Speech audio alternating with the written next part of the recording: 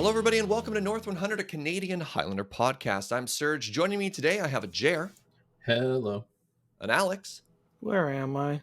And a Ben. At this point, I've forgotten the concept of pants. A reminder that North 100 is brought to you by you with your support over at the Patreon at patreon.com/loadingreadyrun. Today is part 2 of our Ikoria set review. We covered white, blue, and black cards last time, and today we are trying to hit red, green, and colorless. And a general reminder, our set reviews are not exhaustive. We're not covering every single card. We're going through by color, and we are evaluating them from a Canadian Highlander point of view. It's great if it's making a splash in another format, not super relevant to what we are talking about today. And another just very brief reminder that we are also including the commander cards. We don't think there's enough of them to warrant their own set review, so we're just kind of lumping them all together. And let's jump right into the red cards. First up today, we have the Blister Spit Gremlin. Single red mana gets you a 1/1 Gremlin, 1 and tap, deals 1 damage to each opponent, and whenever you cast a non-creature spell, untap it. Wheeler, let's start off with you. Okay, so hear me out. The 1 mana slot for mono red is fiercely competitive to the point where I think now we have to accept that we should probably be cutting cards like Goblin Guide, or not Goblin Guide, jeez. I was like, Scared myself. Sorry, Tattermunge, Maniac, and Jackal Pup. And I think Blister Who's playing Spit. Jackal Pup? There are still red players that are holding on to the like. It's a 2-1 for 1. It's OG. Yeah, it's just kind of iconic. I think Gremlin gives us something that we've never really seen before. Like, you can draw parallels between it and all the other like pingers like Goblin Fireslinger, Thermo Alchemist, but it has this like niche combination of all these abilities that also just kind of gives all of your non-creature burn spells pay 1, deal an additional 1. And I'm just very high on this card. Like, yeah, I think this card will end up becoming a regular kind of in and out creature for mono red. I thought the 1 mana cost on the activated ability might have been a little too much. That's my only reservation. I think there's like a school of red player thought too, like where you're just squeaking every little bit of damage out. Like a good one of the best red players locally once said, like, sometimes you play Stormblood Berserker as a 2 mana 1/1, you know, because you just need that damage, even if the mana seems like not great. I think that this card, even though you are inputting that mana, like even if it's only doing an extra 2 damage in a game, that's more than enough. All right. Next up, we have Quill Phoenix. This is a 4 mana 4/4 Phoenix with flying, mutates for 3 and a red, and whenever this creature mutates, create a red artifact token named Feather. For 1 and sacrifice Feather, return target Phoenix from your graveyard to the battlefield tapped. Jer, what do you think? I actually think this card might see some mana play. The body's pretty reasonable, even if you're just casting it on its own. Like a 4/4 flyer for 4 is pretty solid. I think that 4th toughness is pretty crucial. And the ability to give it pseudo haste by mutating it, and that also gives you like a rebuy on the Phoenix for a pretty low cost. And I think there are some decks this could fit into. Like, I think you could play it in medium red, upgrading one of your cheaper creatures that often get brick walled a bit later on and just turning it into a 4/4 flyer with basically haste. And I think you can play it in the red-green sort of monsters decks that are playing elves as well, as a way to sort of upgrade your elf later on. And it's a good target for pump spells to get damage through. So I could actually see this mutate creature seeing some play. And it's got mutate, so it's a little hard to evaluate, but Yeah. Wait, Kinda. I mean, as an aside, we've seen a lot of Ikoria lately, and I was originally pretty cold on mutate, and I'm warming up to it here. It does seem to have more application than I previously thought. It's kind of hilarious that the token that it makes is like the card says make the token named Feather, when like in the past year we've seen a card with the proper name Feather printed. Yeah. yeah, that was weird. Yeah. And they don't right. say make a feather token. It's like a proper noun. Feather. It's named Feather. Is this token a 3/4 Boros Angel? It might then be. We'd be it talking. Just might be. All right, let's move up. Next, we have Fire Prophecy. 2-mana instant for 1 and a red. Deal 3 damage to target creature. You may put a card from your hand on the bottom of your library. If you do, draw a card. Wheeler. I've got a bit of a soft spot for this particular card, not just because it has a little bit of, a little place in my heart as a preview card. Sentimental value, perhaps. Yeah, it's also just like good. Yeah. The fact that we have decks in our format that already will play burn, that doesn't necessarily have to hit players, that also actively want to tuck big dumbs from their hand onto the bottom.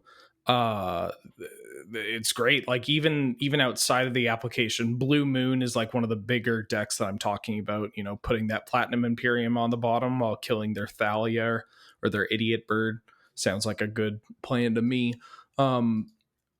But even outside of that, like more niche style combo decks, like tucking your Omniscience away, tucking a big artifact threat that you want to tinker out, or just using it as a removal spell that effectively lets you draw a card and put your Mystic Sanctuary in your deck or whatever in just like a normal control shell. I think this card's pretty darn good. Obviously not, 2 mana 3 damage is not the best, but I think it has enough utility that it'll end up seeing play in a lot of decks.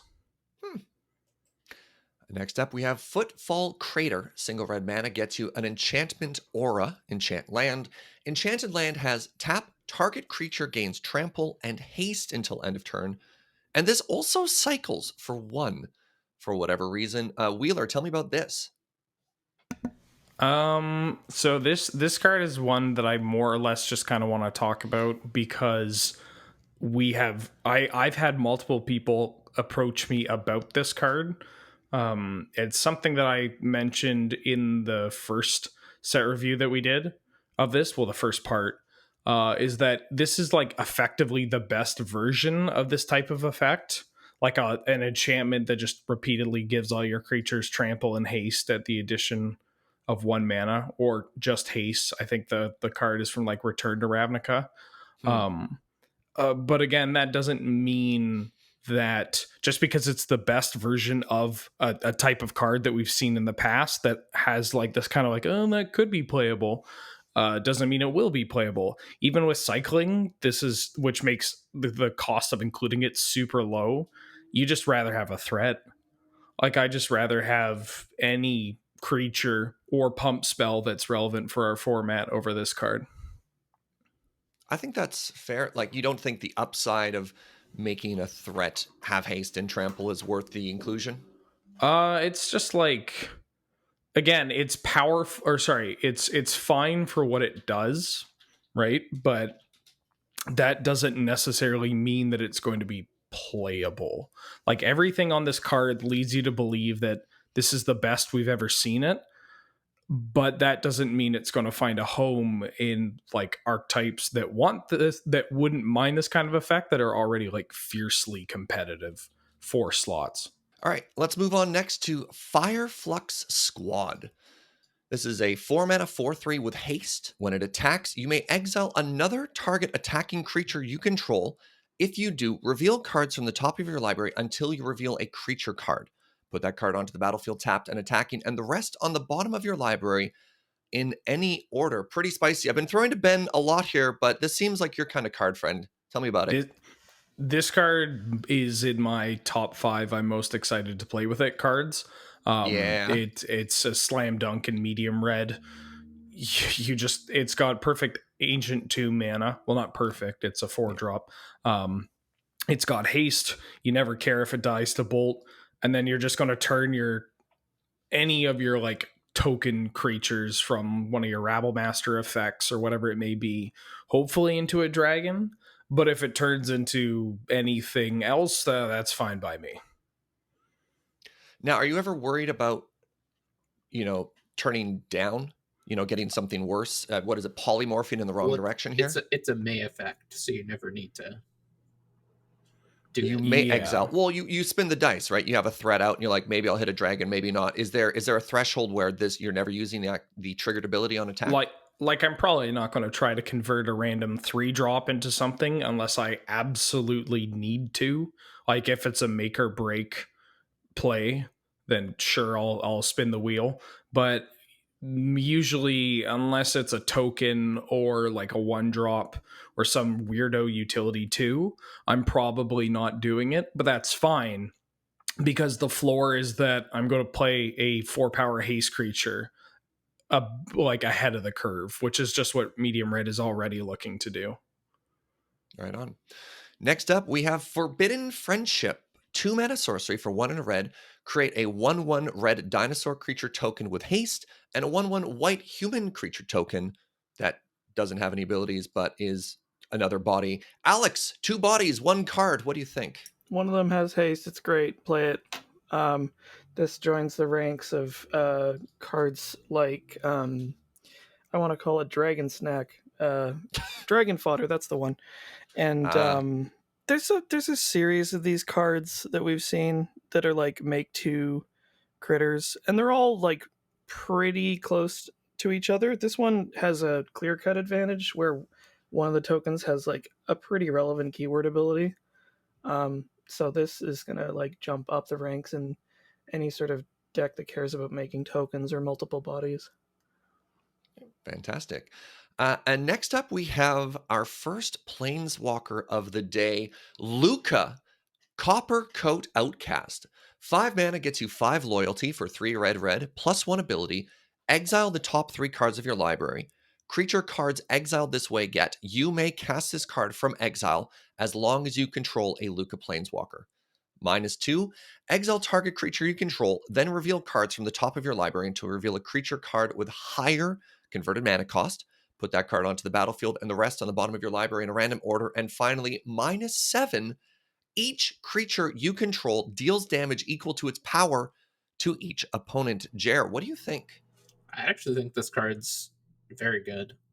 It comes in with a ton of loyalty, which from the past year of Planeswalkers, we know that's almost an ability worth of value in itself.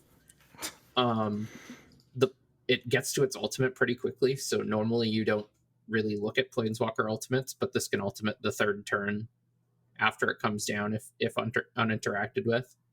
The +1 gets you card advantage, which is everything you're looking for. The -2 is kind of a synergy type of ability. The one thing sort of strike against it is it doesn't really protect itself, so you want to play it in a more proactive deck. But I could see playing this in something like red-green monsters where your creature count's going to be pretty high, or medium red, where you can cast it ahead of curve, and especially in the blue matchups, it's just going to take over a game. I like the line of text, which is perhaps a little bit different from the Fireflux squad, which is you will always go up, sort of like a pod chain there when you down tick Looka. There's no chance of, turning something into a potentially worse body. Well, it could be worse, but you know what I mean. Yeah, like you're more likely to see like a very positive effect than a negative one. Like you're not necessarily afraid of, like, say you're playing it in red-green monsters, you're not afraid of using it on a Bloodbraid Elf, because then you're going to guaranteed to hit a 5-drop, which is pretty exciting. Yeah, you're not going to accidentally roll the dice and hit an elf and then feel really bad about yourself. Yeah, exactly. All right, next up, 4 mana enchantment, Molten Echoes.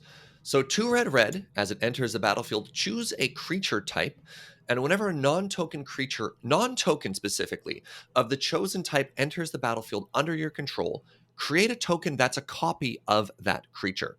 That token gains haste and exile it at the beginning of the next end step. Jer. I'm not really certain where you would use this card. It seems to me like at 4 mana, it's a little bit of like a win more situation. Like I'm trying to think of a combo application, which is basically the only way I could see this card being playable in our format, and I don't see it currently. Just too cute. Not real. Yeah, I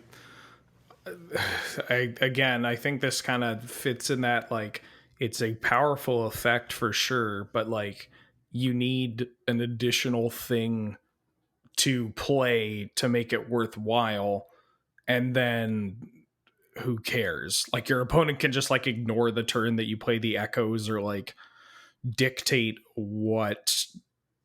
how they're going to react, because you've just kind of wasted your turn playing a 4-mana enchantment. Against both control and combo, they're going to be relieved to see you tap 4 mana and do the equivalent of stone nothing, especially a control deck, because that means they didn't get punished for a turn. They can cast their draw spell, and now they're just going to do what they were planning on doing anyways, which is countering or killing the rest of the things you play for the rest of the game anyways. So, But hear me out. Turn 5, you're popping off.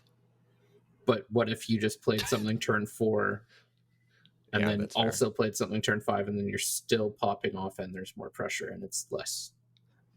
Like the 4-mana cards that technically do nothing in our format that let you air quote pop off with creatures, like Pattern of Rebirth, Birthing Pod, Survival of the Fittest with 2 mana. Like there's just so many better options than playing something like this. Yeah. All right, let's move on to something a little different here. Raking Clause, 2 mana instant, 1 in a red. Target creature gains double strike until end of turn, and you can cycle it. Wheeler, what do you think? So this is like the double strike one. All these cycling cards look the same to me, because if I'm playing them in limited, they usually just get cycled. For like the spells deck, like a Rug Blitz or like a Jeskai Blitz style deck, usually you want to have spells that provide that kind of like double strike, like Assault Strobe kind of thing. You usually get one outside of Berserk and Temur Battle Rage to play. It's an instant, which is nice. Obviously, it costs twice as much as Assault Strobe, but like cycling is pretty reasonable. Sometimes that deck, you just need one very specific type of spell. Like you just like, I have enough power, I just need like a bounce spell, or I have enough like I don't have to worry about yeah, like it's just a card that like goes in a deck that occasionally can draw all creatures no pump, or all pump no creatures, and can help kind of mitigate it when that happens. So I think like it's a reasonable inclusion in those decks, but I think it fits that flex slot kind of role where if you take it out, don't feel bad about it. I even think because of the flexibility, you could maybe see it playing in like red-green monsters or medium red or something, at least worth trying in the decks where like that effect is sometimes good, but probably not worth playing like a dedicated like Berserk or Battle Rage slot. Whereas like like especially because you have mana dorks, right? Yeah, and in like maybe not in every metagame, but in like a combo heavy metagame, I could see playing this to try to like sometimes just like end it a little bit faster. Yeah, exactly. Just spike those kills. Okay, we have Shredded Sails. This is a 2 mana instant for 1 in a red, and this might be one of the more interesting modal spells we've seen printed in a while. So just ignore what you see on the card and listen to my voice. 2 mana lets you choose destroy target artifact, deal 4 damage to target creature with flying, or draw a card. Now, what it actually says is for 1 in a red, destroy target artifact, or deal 4 damage to target creature with flying, and it cycles for 2. But I like to think it better as a modal card with 3 modes. Jer, what do you think? I think this card could see some play, but I think in the end, people are going to realize that the 2 non-cycling modes on the cards just don't come up enough, and playing a card that's primary function is 2 mana to cycle just like isn't quite good enough in our format. Like I immediately want to compare this to a Braid. Yeah, it's not a Braid. It's not. Yeah, it's like kind of does an Braid impression, especially with like the prevalence of the Vendilion click of like all the 3-drop flash flyers and Resto Angel, but like usually like you want to braid, I don't know, a Goblin Guide, like a Fiend well, sorry, I shouldn't name that card. We'll get to it later. But like, there's just so many must answer Birthing creatures pod, on the ground. you know? Yeah, exactly. You just want to hit like whatever it is they do early without like needing to worry about if it has wings or not. All right, let's move on to kind of a weirder card here. 5 mana enchantment for 3 red called Unpredictable Cyclone. If a cycling ability of another permanent, pardon me, let me try this again. If a cycling ability of another non-land card would cause you to draw a card, instead exile cards from the top of your library until you exile a card that shares a card type with the cycled card. You may cast that card without paying its mana cost. Then put the exiled cards that weren't cast this way on the bottom of your library in a random order, and it also cycles. So it's kind of like possibility cycle storm or something. I don't know. Jer, you're a cycling expert. What's up? Well, in exactly one deck, this card is actually pretty exciting. This is another payoff card for the cycling deck, and if you're able to finagle a situation where you can pay 5 mana and tap out and not immediately die, which in that deck is a little unlikely, but if it can happen, your next turn you're and for the rest of the game you're just popping off. Like, you're often, like, by that point cycling upwards of 4 cards a turn, and getting to also cast spells while doing that is pretty crazy. I guess you're now not churning through your deck, like you're not refilling your hand, but you're just spewing it onto the board, which is better. So I don't know. I haven't fully experimented with it, but I think that's one of the reasons that deck got ever so slightly better, though. To reiterate, still solidly in meme tier. If I may, Go on. I agree with Jer 100% that the current iteration of Tour de France, when people envision it in their head, is meme tier. And I doubt we're ever going to see that change. We have seen variations of stuff like Living End-ish decks that aren't as dedicated to playing literally everything with cycling, which are kind of in this... To call it a meme tier is... I don't know how correct that would be, but there's certainly like... if you play against them, you go, so if your opponent has counterspell, what happens? And they're like, oh, I lose. Like that hypergenesis kind of realm. Sure. And I sincerely believe, and I hate that I'm saying this, that there is a deck there's just like a cycling deck with Fluctuator, where if you resolve Fluctuator, you win the game, assuming it doesn't get countered and nothing that turn gets countered. Sorry, what is Fluctuator? So Fluctuator is a 2-mana artifact that says cycling ability, so cycling costs 2 less. It's so we haven't. Yeah, exactly. So the Tour de France versus this mirror is horrible. But I genuinely believe that like there is a super fragile glass cannon kind of like hypergenesis style deck with Fluctuator that I wouldn't recommend people bringing to an event, but if you're looking to it might be jam kind of real. something, at least an event you want to win. Yeah, exactly. Are you playing Unpredictable Cyclone in that deck? Yes, but only because it has cycling for 2, and because it's not a creature that they could Deathrite Shaman or whatever. But yeah, just because it has cycling. But I figured as the key cycling card in this set, it's probably the best part to plant that idea into the brains of our listeners. Let's talk to our last red card of our set review right now. Weaponize the monsters. Single red gets you an enchantment. 2, and sacrifice a creature. Deal 2 damage to any target. Alex, it seems like a U card. I don't know. It's another one of these cards that's it's like Goblin Bombardment, but not. It's more damage, but also more mana. one of the big reasons why, excuse me, Goblin Bombardment is such a good card is that there's no opportunity cost apart from the creature. This reminds me of Barrage of Expendables, which never saw play. Let me bring Maybe up the additional Barrage of point of Expendables here. maybe the additional point of damage is going to be enough. So I don't know. Barrage was 1 red mana to sacrifice instead of 2 generic and deals 1 damage to any target. Interesting.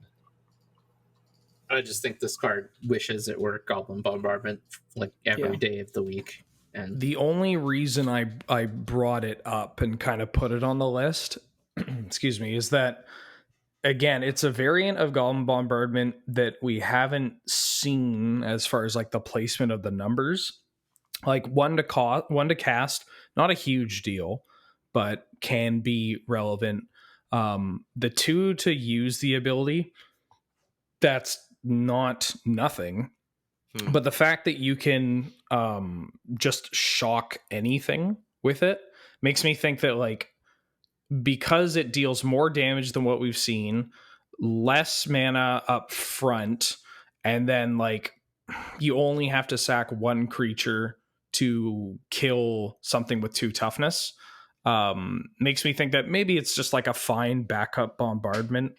Like, it's not going to be Goblin Bombardment, but I do think that all the shifts in the numbers are positive enough to include it as potentially like a backup if you're playing an Aristocrats build that isn't like 4 color. Like if you're like a Mardu Aristocrats build or like a Jund Aristocrats build, is that it just provides backup that is a little more kind of like oomph behind it. I could also just be entirely wrong and it's too much to cast, but it's just, again, a shift in values that we haven't seen yet, so I think it's worth giving a shot. Let's move on to green. And up first, we have Kazur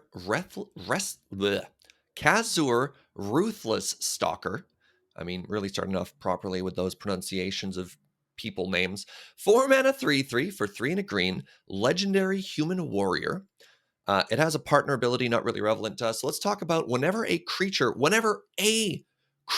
you control deals combat damage to a player, put a +1/+1 counter on that creature. Alex.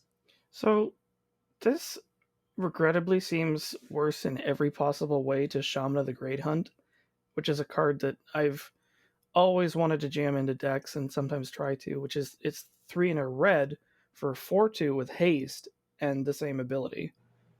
But it has an additional ability, right? You draw a card for each you creature can draw with cards. a counter. Yeah, So the Ferocious ability is 2 and green-blue hybrid. Draw a card for each creature you control with power 4 or greater. Yeah, I mean, have we had any cards where the partner ability is relevant? Because it works.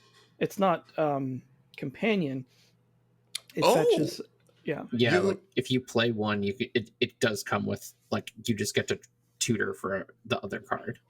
I'm mistaken. I was thinking that was what's the commander ability where you could have 2 commanders? Oh, companion.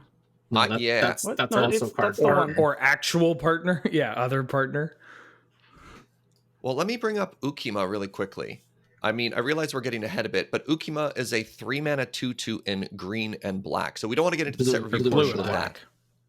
For blue and black. So if you wanted to play both of those, you would be in a bug deck.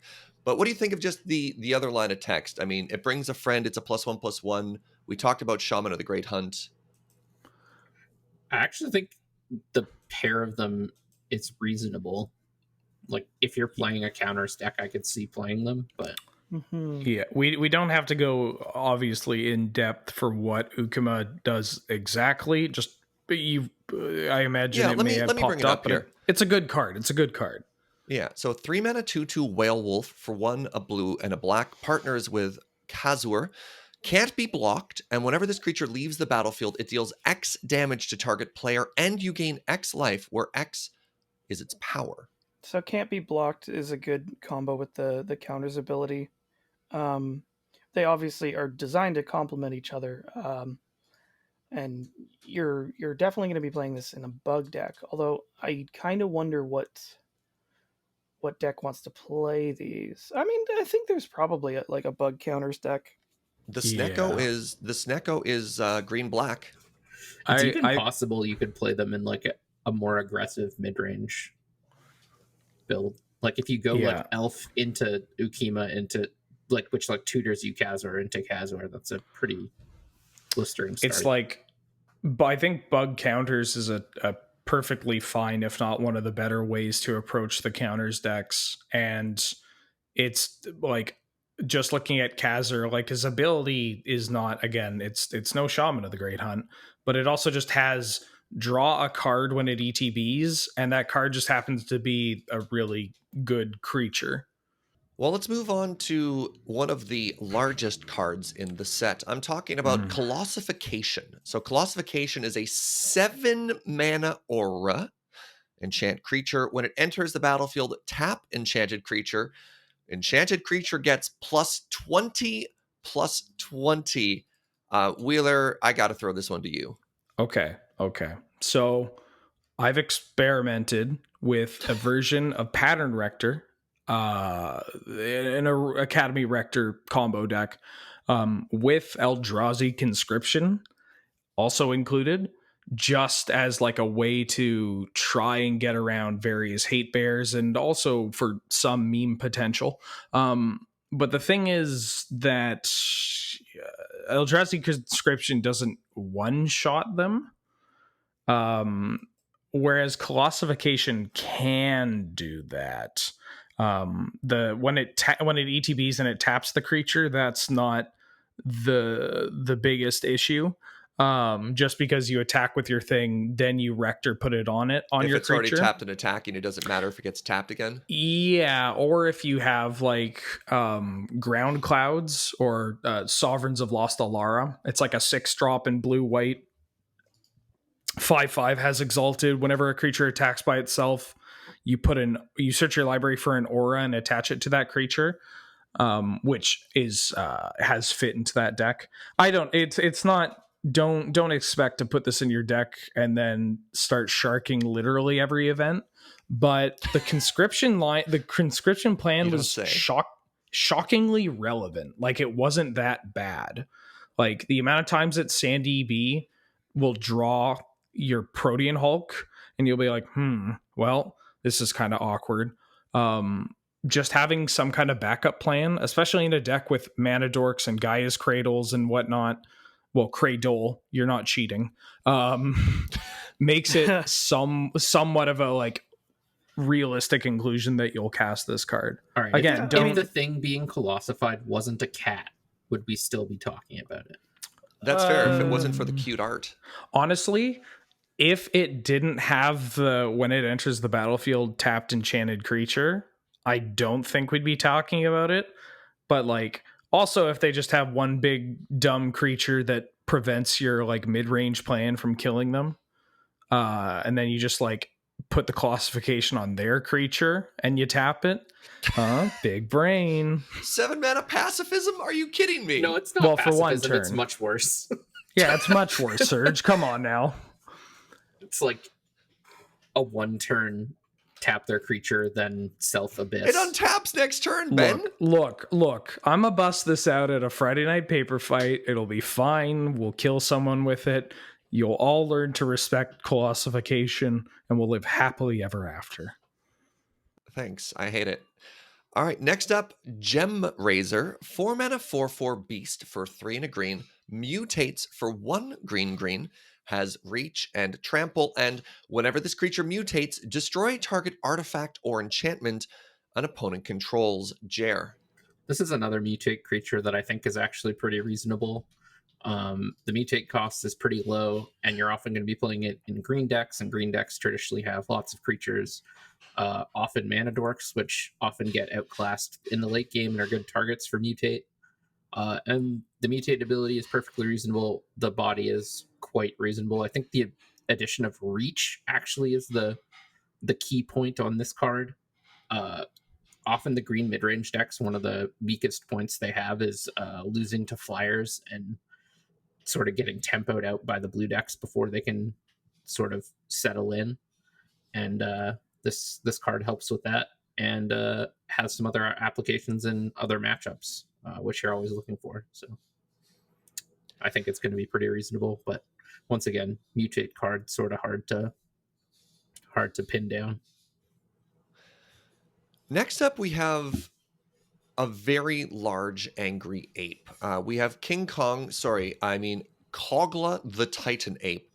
So 6 mana gets you a 7/6. Unfortunately, that 6 mana is 3 green, green, green, so hard to cast. When it enters the battlefield, it fights up to 1 target creature you don't control.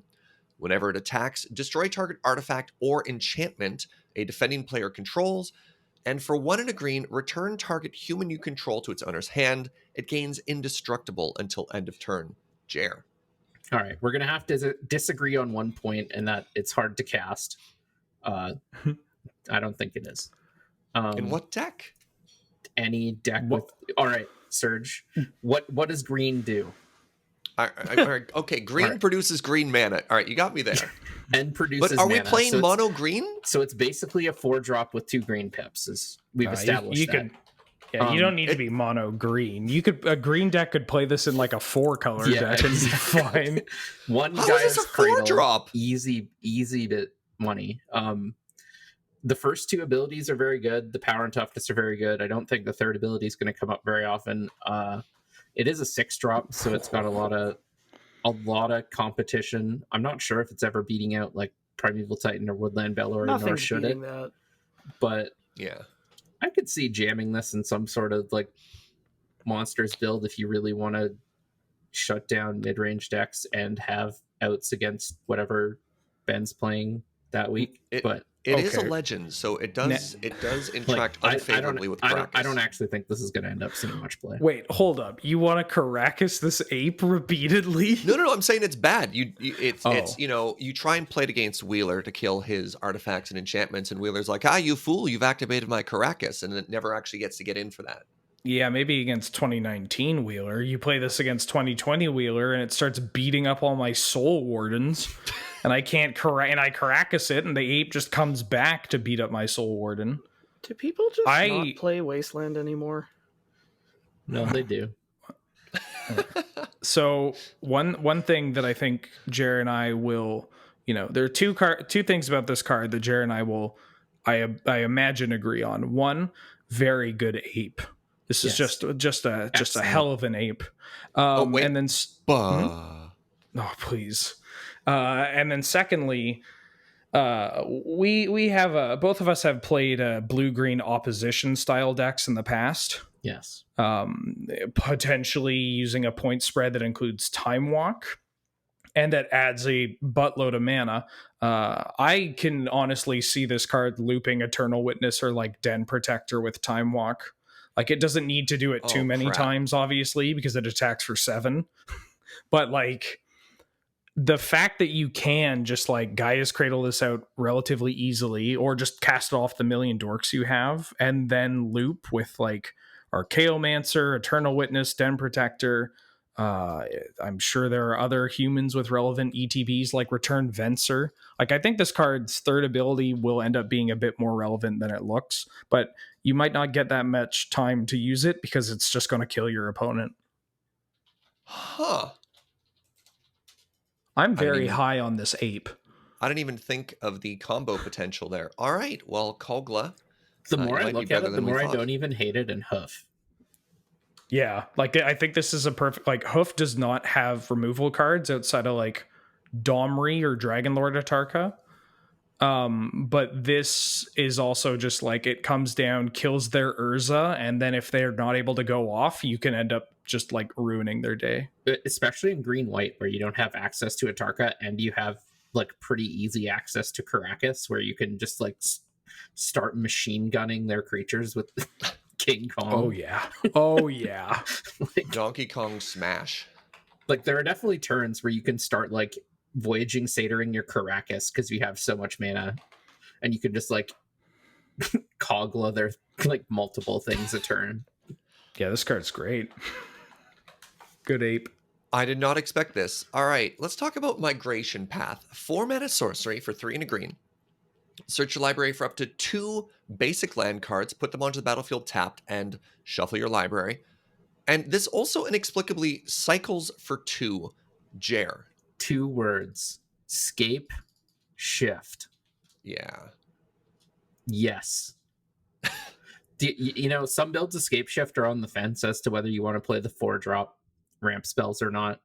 Often Sky Shroud Claim gets in because it brings them in untapped and gets you, you know, whatever lands you want because it just says forest, not basic land. But this card is absolutely insane. I would play it over Sky Shroud Claim basically every time. Because the reason you don't always want to play the 4-mana ramp spells is because they're only good when you're turbo comboing, and if you don't have the setup for the turbo combo, they're not doing a whole lot. And in this case, if you have Migration Path and you're not turbo comboing, you can just cycle it. Amazing. Huh. Yeah. Great card. All right, next up we have Mythos of Brokos. 4-mana sorcery, 2 green. If blue-black was spent to cast the spell, search your library for a card, put that card into your graveyard, and then shuffle your library. And then 4-mana portion, ignoring the blue-black part, return up to 2 permanent cards from your graveyard to your hand, Wheeler. This card's kind of slick. I don't know if it'll end up sticking around because it is pretty expensive. And we've seen cards that kind of parallel this ability in the past, like Final Parting, which never really took off. Jared's I'm Orders. sure there are other. Yeah, exactly. Yes. Yeah. That's 2 black-green. You find 2 creatures. One goes to the bin, one goes to your hand. Yeah. The fact that this can return Animate Dead is pretty good. That you can just kind of value this card if you absolutely need to. But yeah, it's just like these expensive tutors never really, even if they're really good, they struggle like getting a foothold. Like Shared Summons is a card like that we saw last year that's like a 5-mana instant speed, put any 2 creatures in your hand, which can just kill your opponent in a variety of ways in our format. But it's just like very expensive, and even as an instant. So Brokos might not see long lasting play, but again, like 2 permanents is pretty relevant because that could be get Crucible and Strip, get Fast Bond and Crucible, get. That's what I was thinking. I was thinking about a lands card, like as a weird intuition sort of thing where you don't there's no downside. Is there a weird line in which if you have, say, an Eternal Witness in your graveyard, you actually tutor to put Time Walk into your bin and then return, like you don't necessarily have to return the card that you're entombing there, right? Mm-hmm. Yeah. Like you could put a Big Dumb Idiot and then return like not reanimate, what's one of the enchantment versions? Animate Dead. Animate Dead. Like that. Yeah. Yeah. So maybe too narrow though. Well, it's everything that it can do is flexible. It's just expensive. That's my only concern, is that it's expensive, and that unless you are like killing them immediately, or you feel as though you can afford to pass to your opponent, like if that's something you think you can do with your deck, then by all means play this. I just would rather be reserved when looking at this kind of card because, baby, I've been burned before. All right, let's move on to Ram Through. 2-mana instant for 1 and a green. Target creature you control deals damage equal to its power to target creature you don't control. If the creature you control has trample, excess damage is dealt to the creature's controller instead. Wheeler. Like medium green. I was going to start this off by saying medium green is like the only deck that I could foresee this seeing some kind of niche play. I was very pleasantly surprised about Savage Swipe from Modern Horizons. It's like 1 green. If the creature you're targeting, it has 2 power, it gets +2/+2. But then you just fight. So it's like a better Prey Upon, which you need a better Prey Upon for it to be playable in our format. But like being able to just instant speed, my Big Dumb kills whatever you have in a deck and a color that doesn't really have removal, as well as just like the gravy of occasionally just doming them for a bunch might be enough to get this to see play in like a Gruul deck as well. I don't know. That deck, like Gruul gets burned, but I'll for sure play this in medium green. And maybe Stompy too. Like mono green Stompy might want this card. But I think so. yeah. Get extra value out of your Groundbreaker. Groundbreaker value. All right, moving on, we have Slippery Bog Bonder. 4 mana, 3/3 human druid for 3 and a green, has flash, has hexproof, and when it enters the battlefield, put a hexproof counter on target creature. Then move any number of counters from amongst creatures you control onto that creature. Alex. Actually, Ben, you've made the Boggles deck before, haven't you? Yes, I have. How is it? It's I think the deck has kind of like evolved to being more like 3-color, 4-color. Like I'm going to resolve this Geist of Saint Traft and Loxodon Smiter. So I think the current iteration is pretty reasonable, pretty sound. I mean, I guess what I'm asking is like, does this slide into that deck? You know, because it is like, it's a boggle and it makes other boggles. Yeah, I think that deck's already just hungry for hexproof creatures, and this can also just seriously mess up someone's day. I think this card is absurd and just like regular mid-range. Yeah, I thought about even in the counters deck, right? I mean, it has move counters on it. I think this is going to be one of the best cards from this set, honestly. But oh yeah, I could be wrong. And it's a druid. I mean the move counters with flash is pretty big, especially considering it's giving the target creature hexproof as well. Does the timing work the way you want it to on this? Like if they cast a spell, can you flash it in and protect the creature? Sure does. Beats removal spells. Oof. That's the basis of its appeal. I know flash isn't haste, but what do you think about this as one of your 4-drops in like black mold? Maybe like that's a tough sell because like the 4-drops I play have to just like hit them like a hammer, and there's been some other promising 4-drops that have legit haste, which is usually what I want to have. Hexproof is pretty cool though, but we'll see. I just think if you're playing against a control deck and you're pretty sure they have removal and you're already beating them down and you draw this, your chances of winning the game just like went through the roof. And then the roof of that roof. Like I'm all for roofs. All for roof smashing. This card, yeah, I think this card will end up being extremely frustrating for the next year at least. Yeah, this is definitely the shifting Ceratops of this set in terms of card I'm going to lose to the most and tilt off the planet. It doesn't say uncounterable though. Yeah, but you're tapping out to try to kill their thing because you're like green player playing creatures, and then it would be awkward. And then they have 2 creatures that I can't kill. Great.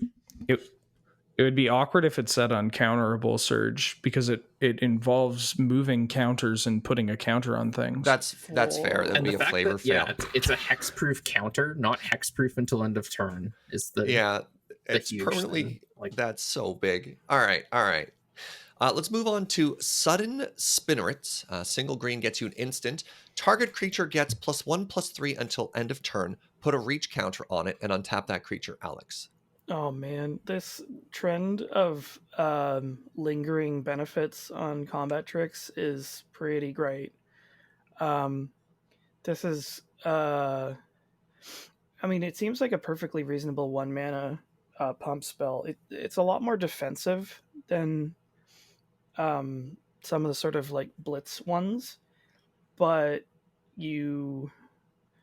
this is really going to surprise somebody who's trying to crack in with, say, like a V-Clique or whatever, and then your creature retains its ability to brown evasive creatures. I don't know. I mean, it seems pretty good to me. maybe a meta call just because like reach is not going to be great against everything, but This card has a lot of text on it. it Really sure does. Just always interesting evaluating the role of combat tricks in Highlander, because people never play around them. You can get people so easily because people so rarely play combat tricks. Yes. This is just like the ultimate Goozle Jeskai control as long as they don't have swords or path. Because it's just like, it gets it out of bolt range. It lets you beat their race or their attempts to race. It's so cheap that you can pay for like soft counters, and then you just eat up their idiot bird. All right, let's move on to another very spicy card, the new Vivienne. 5 mana gets you a 3 loyalty Vivienne Planeswalker, Vivienne Monsters Advocate. 2 passive abilities. You may look at the top card of your library at any time. You may cast creature spells from the top of your library, so kind of like a little mini future sight here. +1, create a 3/3 green beast creature token, and it has your choice of Vigilance, Reach, or Trample. And then -2, when you cast your next creature spell this turn, search your library for a creature card with lesser CMC and put that onto the battlefield. Wheeler. Card's a slam dunk. Yep. There's not really much you can really say about it. Like, I guess the one downside is that you're probably going to be playing mana dorks. So like, you can always run into the issue of getting a free mana dork off the -2. I But mean, like that that you got a free mana dork. Yeah, that -2 is like very powerful, but also just gravy. What Like, do you mean getting a free mana dork off the -2? uh, You search, you don't reveal. It's a tutor. Oh, right. Yeah. Oh my Oh, god, you this card's even better search? than I thought. Yeah. It doesn't even cascade. You just get to put a creature I in? was like, how do you guys not see like this is an ultimate ability that's a Sorry, I was -2. thinking about It Looka just there. wins you the game. Like, So, oh my god. So I have been, I like read this card a couple of times and immediately like had that, like I got to like the third line of text in the first plus ability and just went, okay, it's just really good. And then like I looked at the second ability and for the life of me would not have been like, oh, this lets you tutor, because that's just too good. yep. Why, like, in what world is that ever a reasonable thing? This card's All I think this card's absolutely absurd. New Yeah. segment, rating the best ever green planeswalkers in 5. So previously Nissa, who shakes the earth or whatever it was the 5-drop planeswalker to beat. Is this the new top tier? Yes.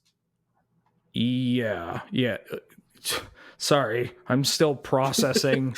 The like, answer you're looking how- for is yes. how brutally, like it, like, what the hell? This card is silly. All right. I Let's move on to the final green card we're talking about today. Let Ben catch his breath here. Let's talk about Wilt. So this is a disenchant. For 2 mana, 1 and a green, you get an instant that says destroy target artifact or enchantment, but it also cycles for 2, Jer. Great card. For a while now, people have been complaining about problem artifacts and enchantments, and I've been telling them to play cards that deal with problem artifacts and enchantments, and this is another one I can tell them to play. And if you're having trouble with problem artifacts and enchantments and you're playing like a mid-range good stuff deck, you can play this. You can play Forsake the Worldly. You can play Knight of Autumn. You can play a Braid. You can play, the list goes on. You have Assassin's Answers for Trophy. Days. Yeah. The old Vivienne, the old news Vivienne, but oh wait, no, she doesn't deal with artifacts and enchantments, does she? No, she just kills you with lands. It's fine. Anyways, let's move on to artifacts now. That's going to be it for colored spells, of course. Gold will be in our next set review. So let's move on to Bonder's Ornament. This is a 3-mana artifact. Tap, add 1 mana of any color. And for 4 mana and tap, each player who controls a permanent named Bonder's Ornament draws a card. Wheeler, you like artifacts. Tell me about this. So Paradox Academy gets like 2 kind of flex slots for your mana rocks. Like, you just need to hit a certain density of mana rocks, and you have a couple that are just like, what are you feeling? Like it could be Chromatic Lantern, Pristine Talisman, could just be like Coalition an Relic. off-color. I don't know if Yeah, you an count that as a off-color flex signet. slot, but maybe it's just I'm a huge fan of just Relic as a norm. me too. But I know it's not universal for every Paradox player, but like I think this card can just slide into that slot and maybe even earn like staple status for that deck. I'd have to play it. It's just having a draw ability attached to your mana rock. Especially repeated draw. Yeah, repeated is the big one. Like Hedron Archive's great in the deck, but it like obviously one time is somewhat Yeah, Really problematic. powerful in that deck. it lets you draw cards if you're kind of like a million mana, nothing to do with it. It goes infinite with your rings plus voltaic key kind of combo, Rings of Bright Earth. And it like if you have a million mana plus Paradox, like you're a deck that plays very few lands.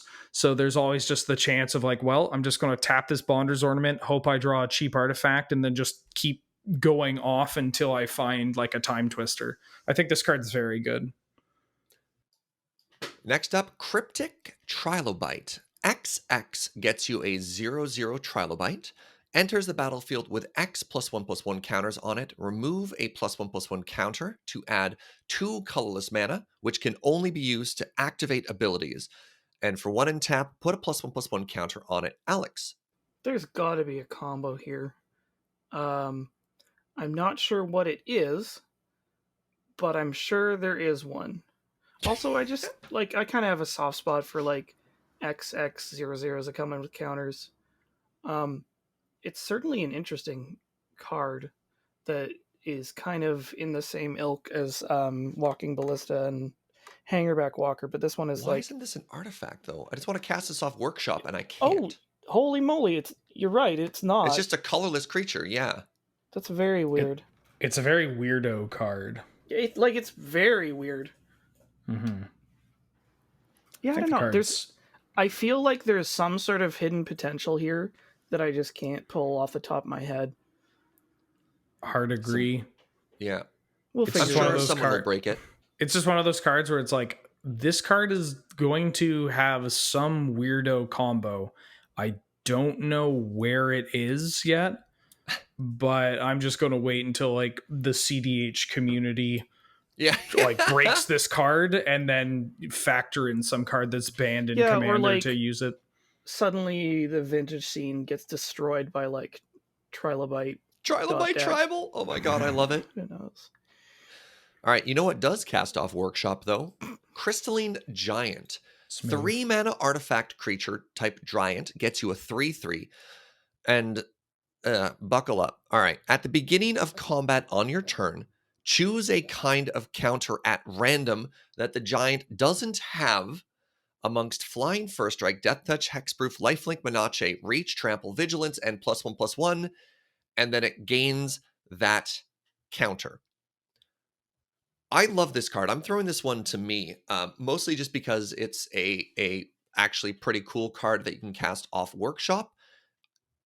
We're going to have to need a bunch of different dice, or maybe some type of like, I'm going to bring a small baggie full of different counters and just like shake it and ask my opponent to pull one out. And that'll be how we randomly determine what counter goes on the Giant. I mean, for Canlander, I think you're obligated to bring all your dice and your beads and whatnot in like a Crown Royal bag. Yeah, that's what I have. Yeah, you have to. It's law. But you should probably just make an Infinity Gauntlet out of Sculpey or something.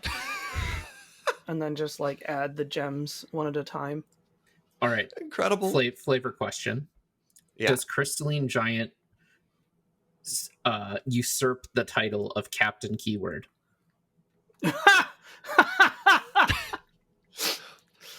I think it's got a good shot, right? Oh my god, hold on. This is in response to the joke that Questing Beast gains a new ability word every time it attacks. Yeah, I think so. Amazing. All right. I'm going to play this in. I'm obviously going to be playing this in BattleBots. I like it a lot. Anything that is playing Workshop and wants to turn creature sideways is going to play this Let giant. me let me that's my ask take. you something real quick though, Serge. Go on. So I noticed that among the keywords that it can receive, it can Are receive flying and vigilance? and vigilance. It's doing I its know best it's imitation of a Hovermere. I know. Oh my I know. god! I know it's a 3-drop, Uh-huh. but you've gotta include this over Hovermere. This has to be the card to push everything out of the way. Strong disagree. I think there's a lot of other really bad cards in that deck still, but honestly, I would cut colored pips before I cut Hovermere, because colored pips can't be cast off Workshop. Let's move on. All right, we got the new cycle of Mana Rock that they added here. I'm going to talk about Indatha Crystal as one example here, but a bunch of the wedges, all the wedges. Yeah, because there's the wedges and the shards. Are we on wedges or shards? Wedges. All the wedges got reprinted here. And the way these rocks work are 3 mana, tap to add 1 mana from your appropriate wedge. So the example we have here is Abzan, so white, black, and green. And they have cycling inexplicably. Let's open this up to the whole group. Good enough? Would you play them? All right. I think that's a pass. Wait, sorry. I think maybe, like, if you're exactly like a Jeskai Academy deck, like, I don't think you'd play them in Paradox, but maybe if you're playing like a Wildfire Academy deck or something, I could potentially see it.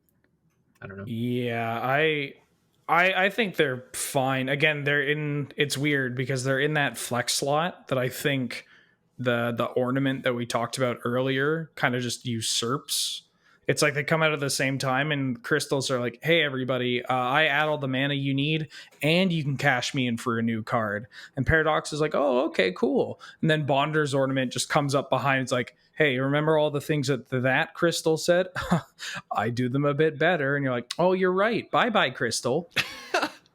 So cool land, but maybe not super relevant in our format. Wait, land or the cool artifact? Sorry. Yeah. I don't think. I think they would have been fine if Bonder's Ornament hadn't been printed at the exact same time. But yeah, immediately didn't even get a chance to shine before it got replaced. All right, interesting. Yeah. All right, let's move on to Manascape Refractor. 3 mana artifact, enters the battlefield tapped. It has all activated abilities of all lands on the battlefield.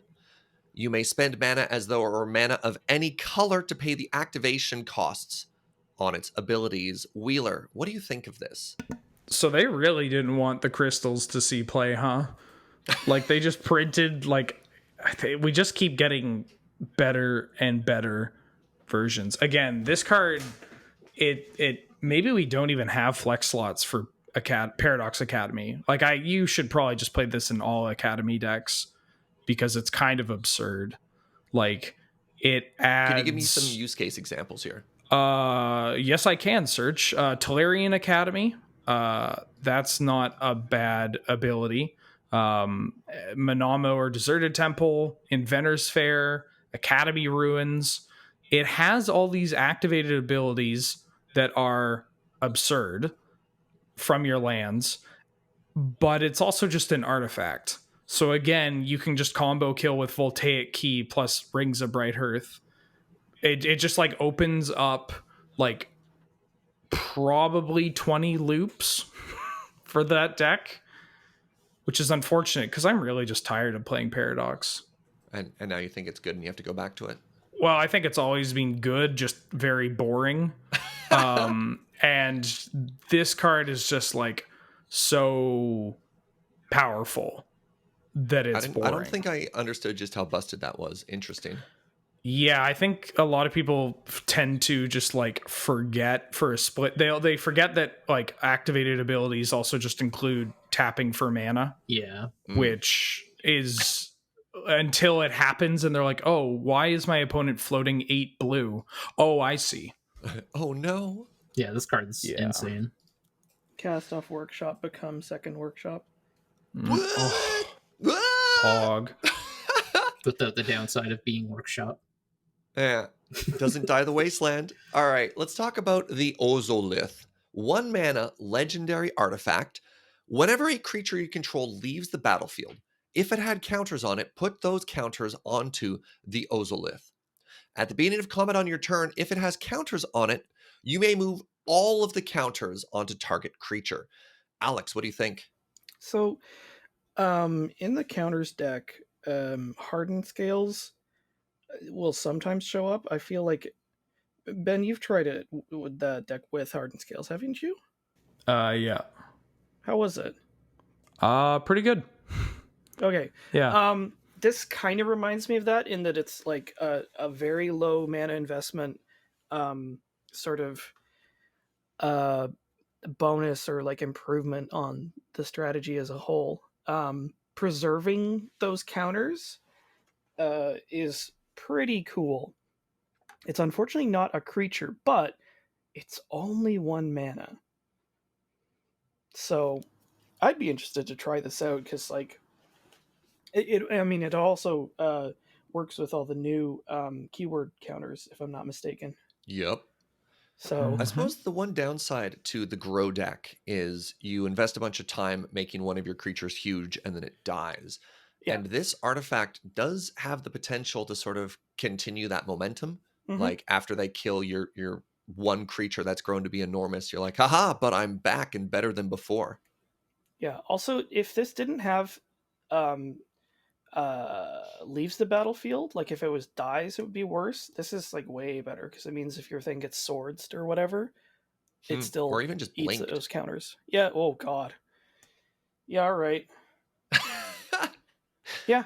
I mean, I think that there's a couple little things that make this exciting. If this cost like even 1 more mana, I probably wouldn't play it. If it was on dies, I probably wouldn't play it. But it seems kind of promising.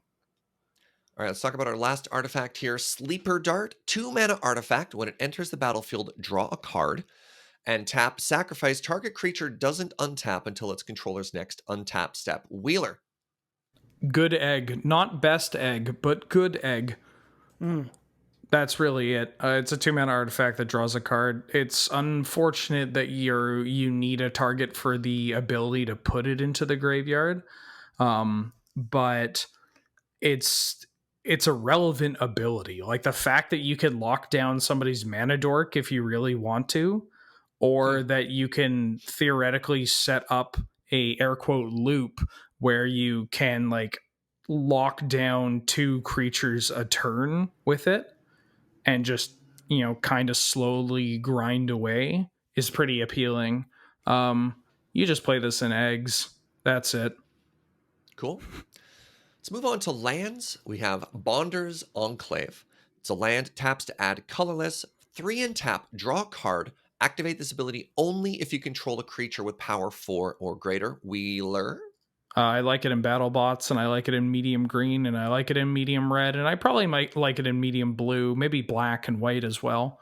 You're gonna play it basically in any game, in any deck that has big creatures. If you're a deck that's looking to cast Lodestone Golem or anything off of Ancient Tomb mana, then I would probably recommend including Bonder's Enclave.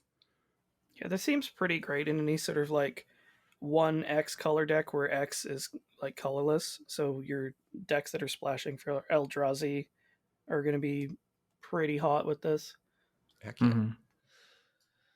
All right, let's talk about the tricycle lands. Why are they called tricycles? Well, they tap for 3 colors and they cycle. But I think the most relevant line of text for these ones, let's talk about Indatha Triome as an example, is the land types.